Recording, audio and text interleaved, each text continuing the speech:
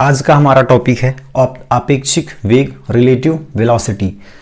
तो आपेक्षिक वेग को पढ़ने से पहले हम ये जान लें कि हमने वेग में क्या पढ़ा। औसत वेग पढ़ा, तात्क्षणिक वेग पढ़ा। औसत वेग क्या था? जब कोई वस्तु एक लंबी दूरी तय करती है तो उसका एक एवरेज निकाला जाता है। एवरेज वेलोसिटी जो हम निकालते हैं उसको हम कहते हैं औसत वेग। तात्क्षणिक वेग क्या था? जब कोई वस्तु किसी क्षण विशेष पर कितने मीटर प्रति सेकंड से चल रही है, जब हम ये ज्ञात कर लेते हैं तो उसमें हमने तात्क्षणिक वेग कहा। अब ये तीसरा प्रकार का वेग है आपेक्षिक वेग, रिलेटिव वेलोसिटी। तो नाम से कुछ समझ में आ रहा होगा। रिलेटिव मींस दो वस्तुओं का रिलेशन देखेंगे। कैसा? जब वे वेग कर रही होंगी, जब वे गतिशील होंगी, तब की कंडीशन में उनमें हमें वेग बदलाना है, उनमें संबंध देखना है हमें उन दोनों पिंडों का। तो आपेक्षिक वेग को समझने के लिए इसमें जरूरी होता है निर्देश तंत्र। बिना निर्देश तंत्र के आप वेग को नहीं समझा सकते। निर्देश तंत्र इसको बोलते हैं फ्रेम ऑफ रेफरेंस, जिसको कहते हैं प्रेक्षक। निर्देश तंत्र कौन हो सकता है? प्रेक्षक। जैसे मैं कार पे बैठा और मुझे कार की गति का अध्ययन करना है, या मेरे आगे या मेरे पीछे कोई कार चल रही है, तो उस कार की स्पीड मुझे पता करनी है, उसकी वेलोसिटी मुझे पता करनी है, तो मैं कार पे बैठा हूँगा। तो प्रेक्षक मीन्स होता है देखने वाला। कोई भी हो सकता है। कोई व्यक्ति रेल पर बैठा है, वह रेल से बाहर देख रहा है, तो उसे रेल से बाहर के बिल्डिंग्स या पेड़ या पहाड़ या नदियां पीछे की ओर जाती हुई प्रतीत होती हैं, जबकि वह मोशन कहां कर रहा है? आगे की ओर, है ना। तो देखने वाला प्रेक्षक, जिसको हम कहते हैं ऑब्जर्वर। तो बिना निर्देश तंत्र के जब तक प्रेक्षक नहीं होगा तब तक गति का अध्ययन हम नहीं कर सकते, क्योंकि गति और विराम को समझने के लिए हमें आसपास के वातावरण में किसी न किसी स्थिर वस्तु की आवश्यकता होती है। यदि कोई वस्तु स्थिर है, उस स्थिर वस्तु के सापेक्ष ही हम विराम या गति को समझा सकते हैं। ये हमने पहले बता चुका था। तो निर्देश तंत्र में क्या है? इस तंत्र के द्वारा हम वेग को परिभाषित करते हैं। इसको लिख लो। इस तंत्र के द्वारा हम वेग को परिभाषित करते हैं। वेग को परिभाषित करते हैं मीन्स प्रेक्षक देखने वाला ही गति को परिभाषित करता है। तो आपेक्षिक वेग में हम एक वस्तु के वेग को, अब इसको समझें। आपेक्षिक वेग है क्या? Relative velocity. आपेक्षिक वेग कब होगा? जब दो वस्तुएं गति कर रही होंगी, दोनों पिंड क्या हो? गतिशील हो, दोनों बॉडी आपस में गतिशील हो। आपेक्षिक वेग तब लागू होता है जब दोनों पिंड गतिशील हों। जब दोनों पिंड क्या हों? गतिशील हों। जब दोनों पिंड गति करेंगी तभी हम आपेक्षिक वेग बदला सकते हैं। और आपेक्षिक वेग में हम एक वस्तु के वेग को दूसरे वस्तु के वेग के सापेक्ष ज्ञात करते हैं। आगे हम ज्ञात करेंगे, बताएंगे। इसमें एक वस्तु के वेग को दूसरे वस्तु के वेग के सापेक्ष ज्ञात करते हैं या देखते हैं आपेक्षिक वेग में। तो जैसा कि हम देखें, एक कार है। एक कार 10 मीटर प्रति सेकंड के वेग से चल रही है।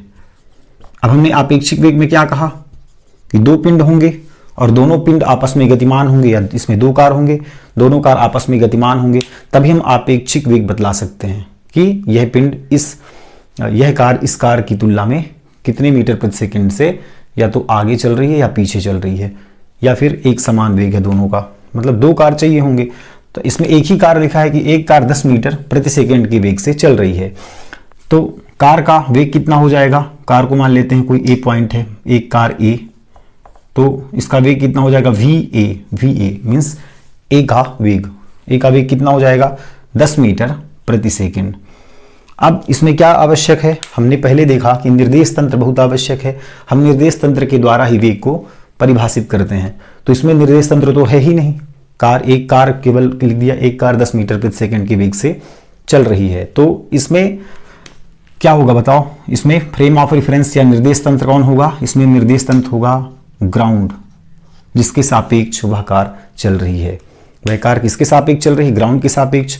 तो हम ग्राउंड पर किसी पॉइंट को निर्देश तंत्र मान सकते हैं, फ्रेम ऑफ रेफरेंस मान सकते हैं। तो इसको हम वी ए को क्या लिख सकते हैं? वी ए जी, जो कि ऐसा लिखा नहीं रहता, मतलब कि ए का वेग किसके सापेक्ष? ग्राउंड के सापेक्ष। ग्राउंड के सापेक्ष या मैदान के सापेक्ष कार का वेग या कार का वेग मैदान के सापेक्ष कितना है? 10 मीटर प्रति सेकंड। इसी तरह जब नदी चलती है, मान लेते हैं किसी नदी का वेग है कितना? 2 मीटर प्रति सेकंड। जब नदी का वेग 2 मीटर प्रति सेकंड है तो वह नदी किसके सापेक्ष गति कर रही है? ग्राउंड के सापेक्ष। मतलब ग्राउंड के सापेक्ष उस नदी का वेग कितना है? 2 मीटर प्रति सेकंड। वहां जल की धारा का वेग है 2 मीटर प्रति सेकंड। अब इसको सापेक्षिक वेग को समझने के लिए आपेक्षिक वेग या इसको हम सापेक्ष वेग भी कहते हैं। इसको क्या कहते हैं? सापेक्ष वेग। सापेक्ष भी लिख सकते हो, सापेक्ष वेग, क्योंकि एक पिंड का वेग दूसरे पिंड के वेग के सापेक्ष ज्ञात करना ही आपेक्षिक वेग कहलाता है। एक पिंड का वेग दूसरे पिंड के वेग के सापेक्ष ज्ञात करना, जबकि दोनों पिंड गतिशील हों। जैसे कि एग्जाम्पल से समझें, इसको आप लिख लीजिए, नोट डाउन कर लीजिए, आपने कर लिया होगा। इसको हटाते हैं, अब आगे देखेंगे आप आपेक्षिक वेग या सापेक्ष वेग को समझें कैसे। तो मान लेते हैं 2 कार है, एक कार, फर्स्ट कंडीशन बनाते हैं हम, 2 कार हैं,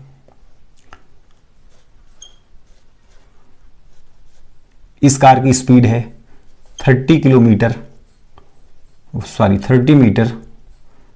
प्रति सेकेंड। 30 मीटर प्रति सेकेंड की रफ्तार से यह कार आगे की ओर गति कर रही है, या इसका वेग है 30 मीटर प्रति सेकेंड। और एक दूसरी कार है जो कि इसके पीछे चल रही है और इसका वेग है 15 मीटर प्रति सेकेंड। ये कार हो गया ए, ये कार हो गया बी। अब हमें क्या दिख रहा है? दोनों कार एक ही दिशा में, एक ही डायरेक्शन पर गतिशील हैं, और जिसमें से कार ए का वेग दिया है 30 मीटर प्रति सेकेंड और कार बी का वेग दिया है 15 मीटर प्रति सेकेंड। तो अब हमें इसके सापेक्ष ज्ञात करना है वेग, कि ए के सापेक्ष बी का वेग कितना है। तो ये ज्ञात करने के लिए हम क्या करते हैं? तो लिखेंगे ए का वेग बी के सापेक्ष। तो जिसका वेग ज्ञात कर रहे होते हैं उसको लिखेंगे v। अब किसका वेग ज्ञात कर रहे हैं? ए का, तो वी ए किसके सापेक्ष? बी के सापेक्ष। तो बी को ए के बाद लिखेंगे ऐसे v, फिर ऐसे नीचे साइड लिखना है ए बी, मतलब ए का वेग बी के सापेक्ष। कितना हो जाएगा? इसका सूत्र होता है V A minus V B. यदि वी बी ए लिखोगे तो वी बी माइनस ए हो जाएगा। ये वेक्टर क्वांटिटी है वेग, इस पर वेक्टर लगा देते हैं। अब यहां पे देखें तो कार ए का वेग कितना है? कार ए का वेग मीन्स वी ए कितना है? 30 मीटर प्रति सेकेंड। और यहां पे कार बी है, कार बी का वेग कितना है? वी बी इक्वल 15 मीटर प्रति सेकेंड। तो यहां पे मान रख दो, वी ए का मान कितना? 30 मीटर प्रति सेकेंड, केवल परिमाण लिखना है, 30 बस लिखो, माइनस वी बी कितना है? 15 मीटर प्रति सेकेंड मीन्स 15। तो 30 में से 15 निकला तो 15 बचा, 15 मीटर प्रति second. V A B means car A का वेग बी के सापेक्ष कितना है? 15 मीटर प्रति सेकेंड। अब ये कैसी वैल्यू? 15 है मीन्स पॉजिटिव, प्लस का साइन यहाँ पे मान सकते हैं, तो प्लस 15 मीटर प्रति सेकेंड। ए का वेग बी के वेग से कितना है? प्लस 15 मीटर प्रति सेकेंड मीन्स ए 15 मीटर प्रति सेकेंड के वेग से, अधिक वेग से गति कर रही है बी की तुलना में, कार बी की तुलना में। कार बी का वेग 15 मीटर प्रति सेकेंड तथा कार ए का वेग 30 मीटर प्रति सेकेंड है। मीन्स जब हमने इसको हल किया, हमने जब ए का वेग बी के सापेक्ष निकाला तो कार ए का वेग बी की तुलना में 15 मीटर प्रति सेकेंड अधिक है। यह है सापेक्ष। अब दूसरा कंडीशन इसका देखें। दूसरा कंडीशन, अब हम क्या निकालें? ये ए का वेग बी के सापेक्ष हमने निकाला, अब यहां पे निकाल दें b का वेग a के सापेक्ष, तो निकाल लो ये पहला। दूसरा b का वेग, कार b का वेग, b का भी निकाला जा सकता है a के सापेक्ष, कार a के सापेक्ष कार b का वेग कितना हो जाएगा v। अब b का वेग निकाल रहे हैं तो B A, vector quantity vb minus V A. अब किसका वेग देख रहे हैं, b का वेग देख रहे हैं, किसके सापेक्ष, a के सापेक्ष। a का वेग कैसा है, अधिक है, तो b का वेग कम निकलेगा। तो यहां पे निकल जाएगा कितना, vb कितना है, vb है 15 माइनस va कितना है 30, 15 में से 30 निकला तो माइनस का 15, क्योंकि माइनस का 30 बड़ा है, माइनस 15 मीटर प्रति सेकेंड। तो a के सापेक्ष b का वेग कितना है, माइनस 15 मीटर प्रति सेकेंड। बात समझ आई? ऐसे ही निकालना है, a का वेग b के सापेक्ष, मीन्स जिसका वेग निकालें उसमें से जिसके सापेक्ष निकाल रहे हैं उसको माइनस करना है। जिसका वेग निकाल रहे हैं जिसके सापेक्ष, कार a का वेग निकाल रहे हैं b के सापेक्ष, तो a के वेग में से b के वेग को माइनस करेंगे। फिर जब b का वेग निकालेंगे a के सापेक्ष, तो b के वेग में से a के वेग को माइनस करेंगे। तीसरा कंडीशन, यदि दोनों कार एक ही दिशा में एक समान वेग से चलने लगे, तो ये कार है, ये दोनों एक ही दिशा में एक ही वेग से चलने लगी। देखो ये है कितना, इसकी स्पीड देख लेते हैं 10 मीटर प्रति सेकेंड, सॉरी वेग, और इसका भी वेग 10 मीटर प्रति सेकेंड। दोनों की वेलोसिटी कितनी है, 10 मीटर प्रति सेकेंड। ये कार A हो गया, ये कार हो गया B। अब देखें कार A का वेग, कार A का वेग किसके सापेक्ष देखेंगे, B के सापेक्ष, B के सापेक्ष। B क्या है, एक कार ही है, तो कार A का वेग ऐसे लिख सकते हो, कार B के सापेक्ष या A का वेग B के सापेक्ष, दोनों सही है। तो A का वेग मीन्स VAB, A का वेग B के सापेक्ष, मतलब A में से B को माइनस करना पड़ेगा। पहले वेग रख लो फिर सापेक्ष रख लो, ऐसे याद कर लो। A का वेग B के सापेक्ष means VA minus VB, B का वेग A के सापेक्ष मीन्स VB माइनस VA। तो ये कितना हो जाएगा, VA माइनस VB कितना हो गया, VA की वैल्यू कितनी है 10 मीटर प्रति सेकेंड, परिमाण बस लिखना है हमें, माइनस 10, तो 10 में से 10 गया तो 0। मतलब जब दो कार एक ही दिशा में समान वेग से गति करेंगी तो एक कार का दूसरे कार के सापेक्ष वेग कितना आएगा, 0, क्योंकि यहां VA कितना है 10 मीटर प्रति सेकेंड और VB भी कितना है 10 मीटर प्रति सेकेंड। अब यहां से यदि आप यहां से क्या निकालें, कार B का वेग कार A के सापेक्ष निकालें तो VB माइनस VA, तो VB भी 10 है और VA भी 10 है, तो VB में से VA घटेगा तो 10 में से 10 0 आएगा। तो या तो आप A के सापेक्ष B का वेग निकालें या B के सापेक्ष A का वेग निकालें, वेग कितना आएगा 0, एक दूसरे के सापेक्ष वेग है 0, क्योंकि जब कोई वस्तु एक समान दिशा में एक ही वेग से गति करेगी तो वह विरामावस्था में मानी जाएगी। एक दूसरे के सापेक्ष वह विरामावस्था में होंगे तो उनका एक दूसरे के सापेक्ष वेग हो जाएगा 0। अब तीसरा कंडीशन देखें, सापेक्षिक वेग का, सापेक्ष वेग का। जैसे यहां पर कोई व्यक्ति है, कोई व्यक्ति यहां पर खड़ा है। अब इस व्यक्ति के पास से एक बस गुजरी, एक ऐसे बस गुजरी, बस। इस बस का वेग है 10 मीटर प्रति सेकेंड और यह व्यक्ति क्या है, कहीं एक बिंदु पर, यह व्यक्ति है निर्देश तंत्र, कहीं एक बिंदु पर खड़ा हुआ है, एक जगह कहीं खड़ा हुआ है और उसके सामने से बस निकल गई 10 मीटर प्रति सेकेंड की स्पीड से। हमने इसे कहा A, इसे कहा B।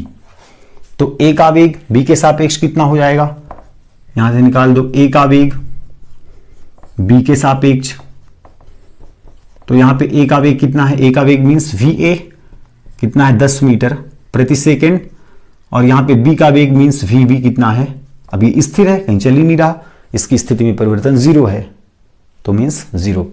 तो ए का वेग बी के सापेक्ष कितना हो जाएगा, V A B, means V A minus का वी बी कितना हो जाएगा, वी ए कितना है, वी ए है 10 माइनस वी बी है 0, मीन्स कितना 10 मीटर प्रति सेकेंड, मीन्स ए का वेग 10 मीटर प्रति सेकेंड है। अब बी का वेग निकाल लें इससे, ठीक, क्योंकि वस्तु ए का वेग तो निकल गया। अब हमने देखा कि वस्तु बी या कोई व्यक्ति जिसको हमने बी नाम दिया वह स्थिर है, तो क्या उसकी भी कुछ ना कुछ वेलोसिटी है या नहीं। इसके लिए हम देखेंगे बी का वेग ए के सापेक्ष, तो इसकी भी कुछ ना कुछ वेलोसिटी निकल रही है, क्योंकि व्यवहार में हम देखें तो व्यक्ति तो वहीं खड़ा है, इसका तो कुछ वेग है नहीं। वेग किसका है, बस का 10 मीटर प्रति सेकेंड, व्यक्ति तो वहीं पर खड़ा है। लेकिन जब हम इसको निकालें तो वैल्यूज हमें क्या मिलती है, हमें देखना है। वस्तु b का वेग a के सापेक्ष means V B minus V A vector, V B कितना है 0 माइनस वी ए कितना है 10, तो 0 में से -10 गया तो -10 मीटर प्रति सेकेंड, तो हमें मान निकल गया किसका, b का वेग है ना, यहाँ पे हमें b का वेग निकल गया, उस व्यक्ति का वेग निकल गया उस बस के सापेक्ष, उस बस ए के सापेक्ष इसका भी वेग निकल गया -10 मीटर प्रति सेकेंड, जबकि हम देखें तो यह व्यक्ति कहीं पर खड़ा है। तो भौतिकी में यही सारी चीजें मैटर करती हैं कि जब हम एक वस्तु का दूसरे वस्तु के सापेक्ष वेग निकालें और उस वेग का कुछ ना कुछ मान आता है, तो फिर दूसरे वस्तु का भी पहले वस्तु के सापेक्ष वेग में मान आएगा। उसका पॉजिटिव है तो उसका निगेटिव आएगा, बट मान जरूर आएगा, 0 नहीं होने वाला।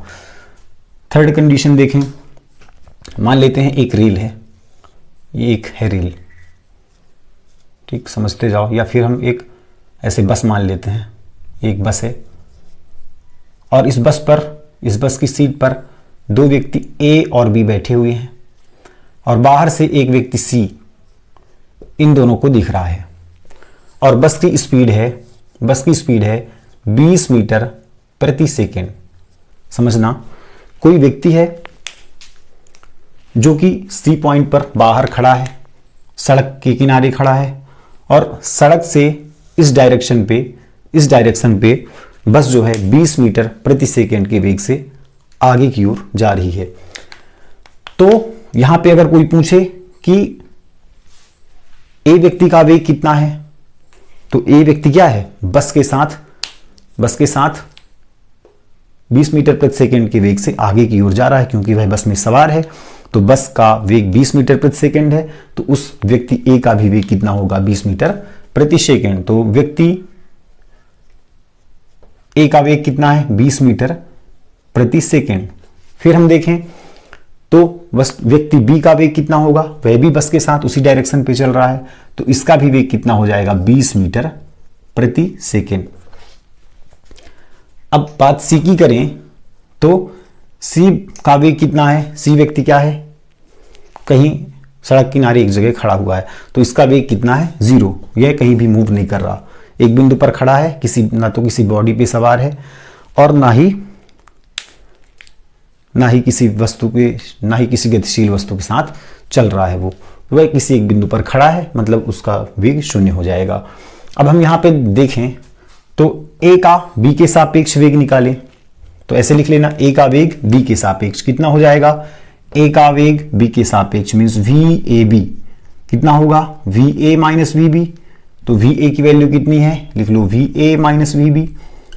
वी ए की वैल्यू कितनी है, वी ए की वैल्यू है 20 माइनस वी बी की वैल्यू है 20, तो 20 में से 20 निकला तो 0, मतलब ए का वेग बी के सापेक्ष कितना है, 0, मीन्स ये दोनों एक दूसरे के सापेक्ष विरामावस्था में हैं। बात समझ आ रही है, इन दोनों का वेग, मतलब वस्तु व्यक्ति ए का वेग बी के सापेक्ष हमने निकाला तो वेग आया 0, मीन्स ए का वेग, व्यक्ति ए का वेग बी के सापेक्ष 0 है। उसी तरह जब हम वी बी ए निकालेंगे मीन्स बी का वेग ए के सापेक्ष, तो V B minus V A means 20 minus 20, इसकी भी वैल्यू कितनी आएगी, 0। तो जबकि वह बिंदु सी के लिए क्या है, गत्यावस्था में, इसको भी बाद में देखेंगे। लेकिन ये व्यक्ति बस के साथ बैठे हुए हैं और बस की स्पीड है 20 मीटर प्रति सेकंड, मतलब ये व्यक्ति भी 20 मीटर प्रति सेकंड की वेग से आगे की ओर जा रहे हैं। लेकिन जब हम इन दोनों का, ए का वेग बी के सापेक्ष और बी का वेग ए के सापेक्ष निकालें तो इनकी वैल्यू हमें 0 मिल रही है, क्योंकि ये एक दूसरे के सापेक्ष विरामावस्था में है। लेकिन यदि हम ए का वेग सी के सापेक्ष निकालें या फिर बी का वेग सी के सापेक्ष निकालें तो वैल्यू कुछ चेंज हो जाएगी। देखना, तो यहां पे क्या लिखें, ए का वेग सी के सापेक्ष, ए का वेग सी के सापेक्ष,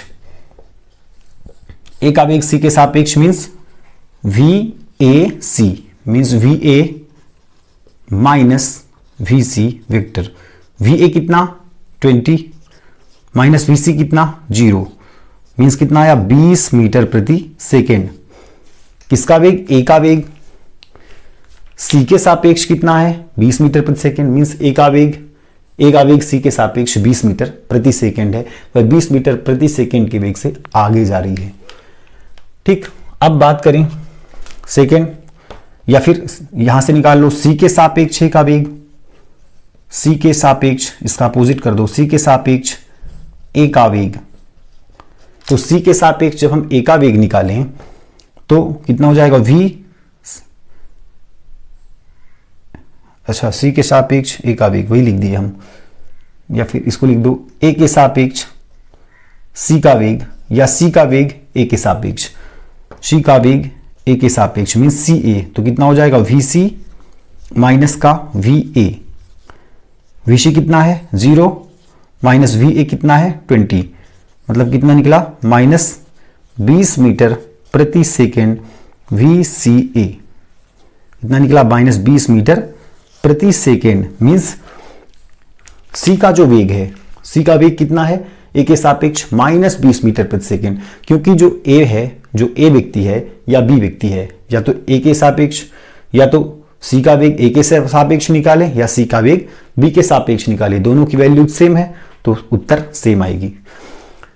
तो बात करें ए या बी की, तो दोनों वस्तु के साथ इस डायरेक्शन पर पॉजिटिव डायरेक्शन पर गतिमान, इसको पॉजिटिव दे सकते हैं और इसको नेगेटिव दे सकते हैं। इस डायरेक्शन को एक्स एक्सिस मान सकते हैं, एक्स एक्सिस में इधर पॉजिटिव इधर नेगेटिव। तो ये व्यक्ति ए और बी बस के साथ सवार हैं, मतलब बस 20 मीटर प्रति सेकेंड के वेग से पॉजिटिव डायरेक्शन पे चल रही है। तो जब व्यक्ति सी को देखेगा, जैसे ही यह बस आगे की ओर क्रॉस होगी तो व्यक्ति सी पीछे की ओर जाता हुआ प्रतीत होगा, क्योंकि जब हम रेल में बैठते हैं या बसों में बैठते हैं तो हम देखते हैं कि जो पेड़ होते हैं सड़क किनारे, तो वह पेड़ जब हम उस बस या रेल के साथ आगे की ओर जा रहे होते हैं तो वह पेड़ या बिल्डिंग्स या नदियां हमें पीछे की ओर उतने ही वेग से जाती हुई प्रतीत होती हैं। तो इसलिए व्यक्ति ए और बी के सापेक्ष व्यक्ति सी का स्पीड जो होगा या वेग कितना होगा माइनस 20 मीटर प्रति सेकेंड। बात समझ आई? इसको और